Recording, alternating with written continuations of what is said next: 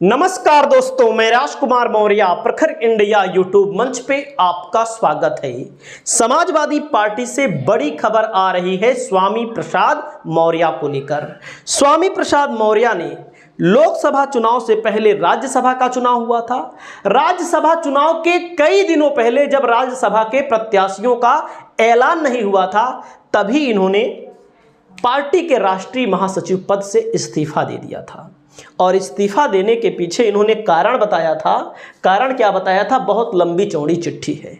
इस लंबी चौड़ी चिट्ठी पर थोड़ा प्रकाश डालेंगे तो आपको मैं बताने वाला हूं कि इन्होंने राष्ट्रीय अध्यक्ष समाजवादी पार्टी के अखिलेश यादव को लिखा और इन्होंने कहा कि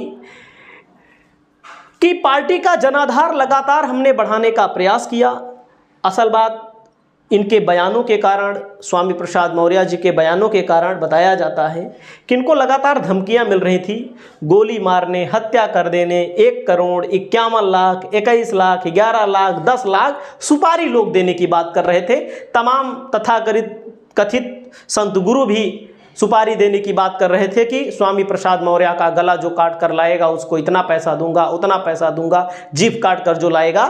तो इन्होंने इस मुद्दे को लेकर समाजवादी पार्टी के राष्ट्रीय अध्यक्ष को अवगत कराया था। इस चिट्ठी में बताया था कि इन्होंने कहा कि हमारी बातें नहीं सुनी गई।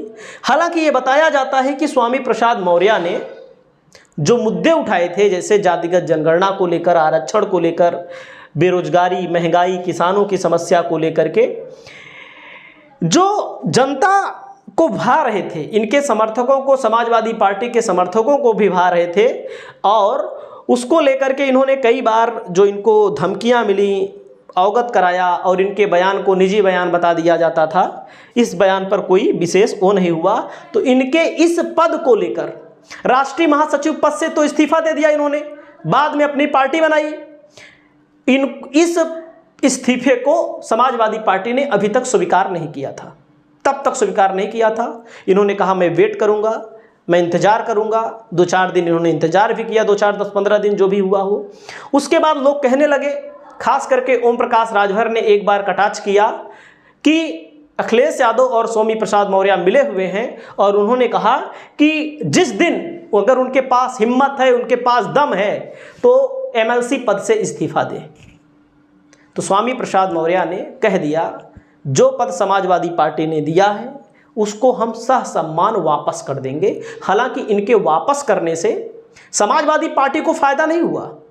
भाई इन सपा के थे, अगर इस्तीफा ना दिए होते तब भी 6 साल तक ये रहते, क्योंकि ज़्यादा दिन हुआ नहीं था। तो इन्होंने इस्तीफा दे दिया विधान परिषद से। जब विधान परिषद सदस्य से इन्होंने इस्तीफा दे दिया तो इनके इस इस्तीफे के कारण इनकी कहीं ना कहीं प्रशंसा की गई। जहां पर समाजवादी पार्टी के 7-8 विधायक ऐसे थे जो छोड़कर चले गए, राज्यसभा में क्रॉस वोटिंग कर दी, समाजवादी पार्टी को धोखा दे दिया, वो आज तक, जब मैं वीडियो बना रहा हूं, आज तक इस्तीफा नहीं दिए हैं विधानसभा का, विधायकी पद से।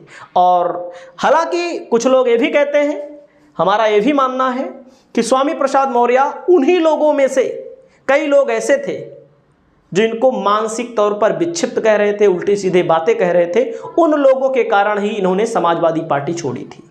हालांकि अब इन्होंने अपनी पार्टी बना ली है, तो इस बात की चर्चा ज़्यादा छिड़ उस समय गई जब समाजवादी पार्टी ने, ये भी राष्ट्रीय महासचिव थे सलीम इकबाल शेरवानी, इन्होंने इस्तीफा दे दिया था उसी समय, उसी के आगे पीछे इस्तीफा दिया था, इन्होंने भी इस्तीफा दे दिया था। तो इन्होंने इस्तीफा दे दिया था, तो इनका इस्तीफा वापस ले लिया गया। वो इनका इस्तीफा मंजूर नहीं किया गया। अभी 1 दिन हुआ, 2 दिन हुआ, 1 दिन हुआ, इनके इस्तीफे को समाजवादी पार्टी ने मंजूर नहीं किया था। अब इनको समाजवादी पार्टी ने फिर वापस ले लिया है, ससम्मान तरीके से वापस ले लिया है। तो अब कयास लगाया जा रहा है कि आने वाले समय में स्वामी प्रसाद मौर्य भी समाजवादी पार्टी में शामिल हो सकते हैं, या समाजवादी पार्टी को समय समय पर समर्थन भी दे सकते हैं। इन्होंने इंडिया गठबंधन के तहत लोकसभा चुनाव लड़ने का भी प्रयास किया।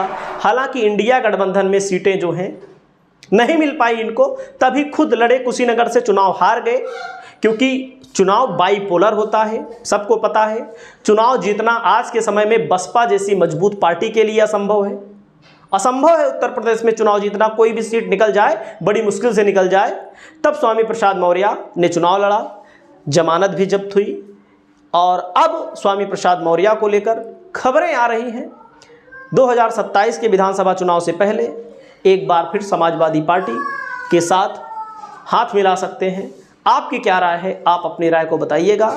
85 बनाम 15 की लड़ाई को, पीडीए के फार्मूले को स्वामी प्रसाद मौर्य का ही फार्मूला था, जिस फार्मूले पर समाजवादी पार्टी ने चुनाव लड़ा। इस वीडियो में इतना ही। नमस्कार। आपकी क्या राय है? आप कमेंट करके ज़रूर बताइएगा। आना चाहिए कि नहीं आना चाहिए, कब आना चाहिए, कब नहीं आना चाहिए। नमस्कार।